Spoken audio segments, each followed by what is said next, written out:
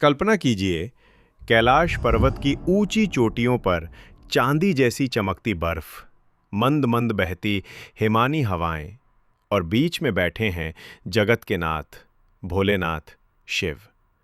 उनके समीप विराजमान है माता पार्वती। वातावरण में ऐसी दिव्यता है कि देवगण भी मौन होकर ध्यानमग्न हो गए हैं। और अब शुरू होता है वो संवाद जो कलयुग में मानव मात्र को मोक्ष तक पहुंचाने वाला है। आदरणीय बंधुओं, ओम नमः शिवाय। पुराणों में वर्णित है कि एक समय भगवान शिव कैलाश पर्वत पर प्रसन्न मुद्रा में विराजमान थे। उसी समय माता पार्वती ने मानव मात्र के कल्याण के लिए प्रश्नों की झड़ी लगा दी। वे प्रश्न और उनके उत्तर केवल संवाद ही नहीं, बल्कि कलयुग के अंधकार में प्रकाश का दीपक हैं। आज हम उसी अद्भुत शिव पार्वती संवाद को सुनेंगे, जहां महादेव स्वयं बताते हैं कि कलयुग में जब मनुष्य पाप, दुख, मोह और असमंजस में फंस जाए, तब कौन सा सरल उपाय उसे मुक्ति देगा। प्रभु, आने वाले कलयुग में धर्म क्षीण होगा, आचार विचार नष्ट हो जाएंगे, लोग गुरु शिष्य परंपरा भूल जाएंगे, सत्य और नीति को तिलांजलि दे देंगे। उस समय आपके सच्चे भक्त क्या करेंगे? वे किस उपाय से मुक्त होंगे? देवी, उस अंधकारमय काल में जब सब मार्ग बंद हो जाएंगे, तब केवल एक ही उपाय होगा, ओम नमः शिवाय। ये पंचाक्षरी मंत्र मेरे स्वरूप का सार है। जो भी भक्त इसे जपता है, चाहे मानसिक हो, वाचिक हो या शारीरिक, वो संसार बंधन से मुक्त हो जाता है। बंधुओं, ध्यान दीजिए। भगवान शिव कह रहे हैं कि कलयुग में कठोर तप, कठिन यज्ञ, बड़े बड़े व्रत की आवश्यकता नहीं। केवल इस मंत्र का स्मरण ही मोक्ष दिलाने वाला है।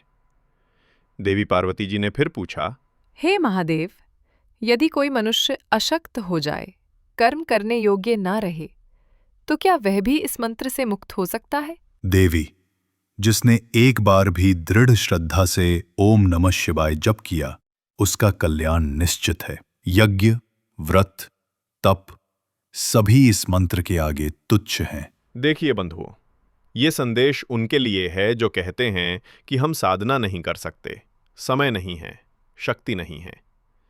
महादेव स्वयं कहते हैं कि केवल मंत्र जप ही पर्याप्त है। पार्वती जी बोलीं, नाथ, ये मंत्र एकाक्षरी है या पंचाक्षरी? किसका जप श्रेष्ठ है? महादेव बोले, देवी, ओम सूक्ष्म प्रणव है और ओम नमः शिवाय स्थूल प्रणव है।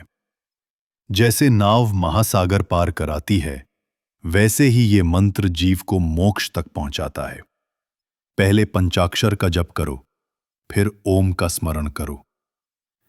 यही मार्ग जीवन मुक्ति का है। इसका अर्थ ये है कि साधक को पहले निरंतर पंचाक्षरी का अभ्यास करना चाहिए। जब मन पूर्ण निर्मल और स्थिर हो जाए, तब ओम का गहन ध्यान करना चाहिए। यही आत्मज्ञान और मोक्ष की सीढ़ी है। प्रभु, कलयुग में मनुष्य की आयु अल्प है, वह 18 करोड़ जप कैसे पूर्ण करेगा? देवी, यदि कोई भक्त रुद्राक्ष की माला से प्रतिदिन 11 माला जप करता है, तो वह इसी जन्म में मुक्ति प्राप्त करता है। यहां तक कि यदि वह शिवलिंग के समीप बैठकर जप करे, तो उसका फल और भी बढ़ जाता है। यहां भगवान शिव जप की सरल विधि बता रहे हैं। केवल नियमितता और श्रद्धा आवश्यक है। नाथ, मनुष्य क्रोध, मोह, लोभ और अहंकार से ग्रसित होगा, मानसिक रोगों से पीड़ित होगा। उसका क्या उपाय है? सुंदरी, ऐसे समय में प्रातः उठते समय और रात्रि में सोने से पहले यदि भक्त मानसिक रूप से भी ओम नमः शिवाय का जप करे, तो वह और उसका परिवार दोनों सुरक्षित हो जाएंगे।